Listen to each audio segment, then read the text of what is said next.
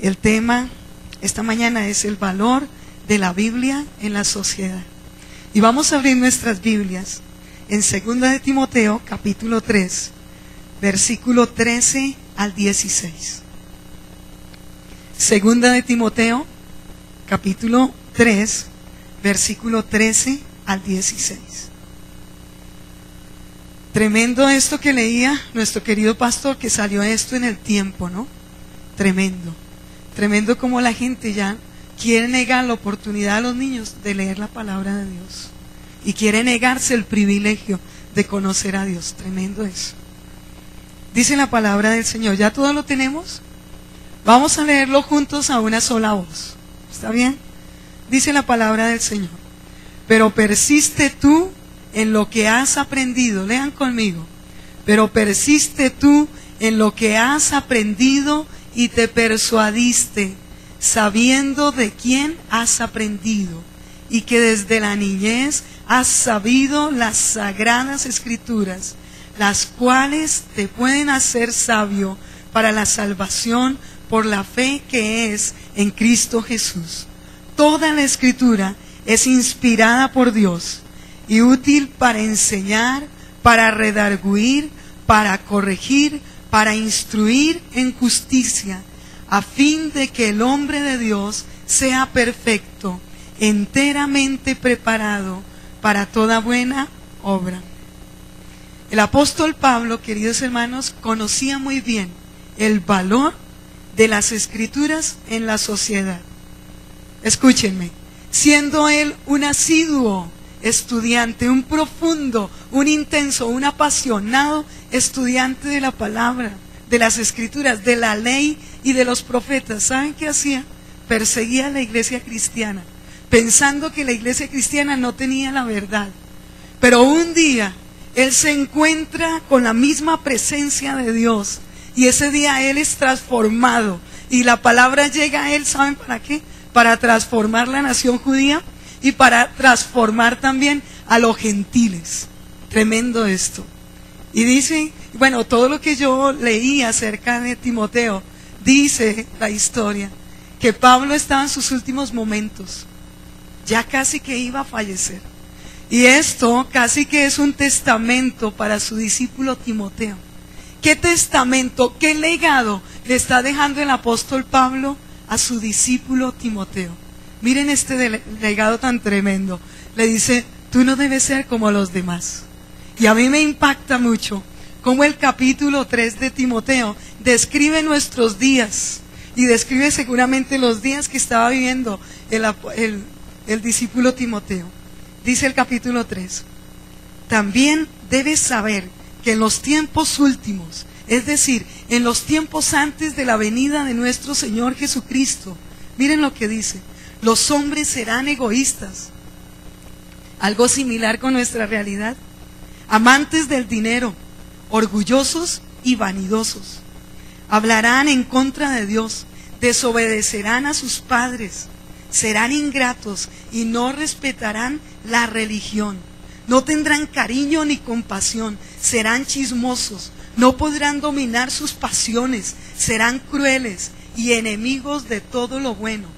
Serán traidores y atrevidos, estarán llenos de vanidad y buscarán sus propios placeres en vez de buscar a Dios. Aparentarán ser muy religiosos, pero con sus hechos negarán el verdadero poder de la religión. No tengas nada que ver con esa clase de gente. Sigue tú las enseñanzas que te he dado, dice el apóstol Pablo. Tremendo esto. Y quiero decirles algo, queridos hermanos. ¿Cuál es la actitud que debe asumir el creyente frente a la palabra de Dios y a la conducta social en nuestros días? ¿Cuál creen ustedes que debe ser nuestra actitud en este tiempo frente a la conducta de la sociedad? Escúchenme esto. La primera iglesia transformó Israel, revolucionó el imperio romano y sentó las bases para que los países europeos llegaran a ser los más prósperos del mundo. Tremendo eso. ¿Y por qué lo hicieron? Porque ellos abrazaron la palabra de Dios y la vivieron.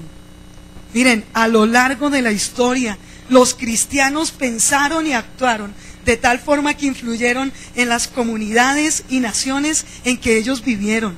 Gran parte influyó en el desarrollo de la educación pública, los derechos de los trabajadores, el desarrollo económico, la medicina, la ciencia, la noción de libertad, la noción de libertad de prensa, la ayuda a los perseguidos, a las víctimas del abuso, a los desposeídos o privados de sus derechos. Tremendo. Miren lo que se ha dicho. Se suele atribuir a Martín Lutero, queridos hermanos, el dicho de que un evangelio que no se ocupa de los asuntos de su tiempo no es en absoluto evangelio. Tremendo. Enseñamos el evangelio, queridos hermanos. Enseñamos para la sociedad que el evangelio es benéfico para todos, incluso para aquellos que todavía no pertenecen a la familia de Dios. Pero ¿saben una cosa?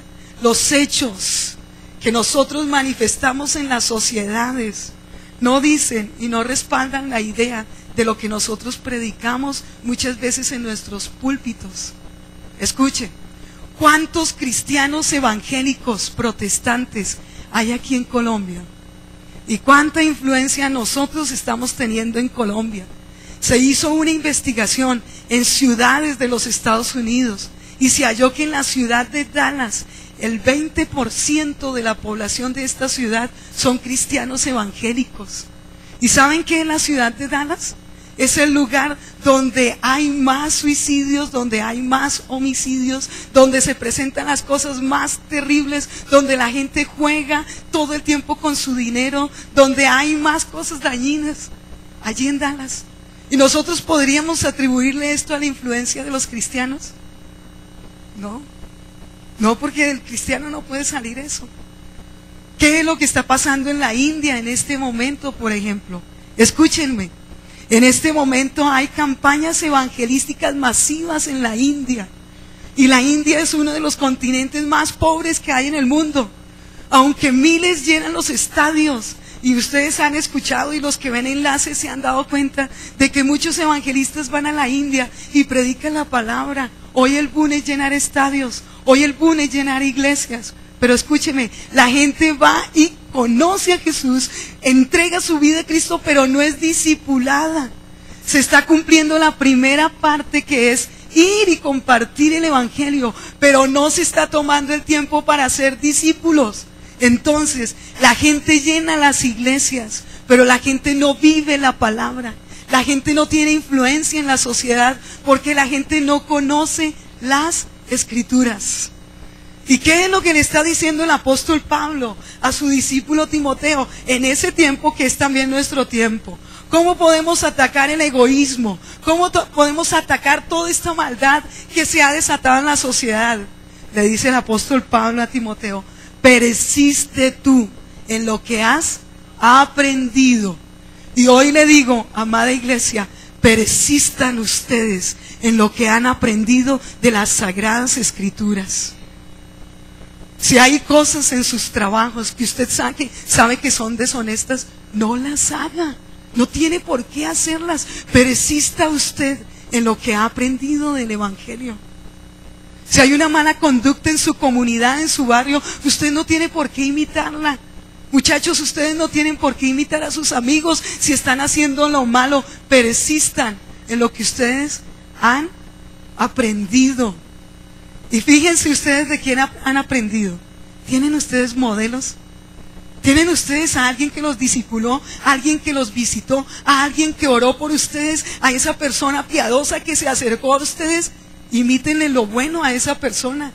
Decía el apóstol Pablo a su hijo Timoteo: ¿tú de quién has aprendido? Has aprendido de mí. Me has visto en las persecuciones, me has visto en los lugares donde he tenido que predicar. Tú me has visto, Timoteo. Y le está diciendo: mírame, mira lo que has visto de mí, el amor que yo tengo por la Escritura. Y luego le dice: mira tu familia. ¿Cuántos aquí desde niños les han leído la Biblia?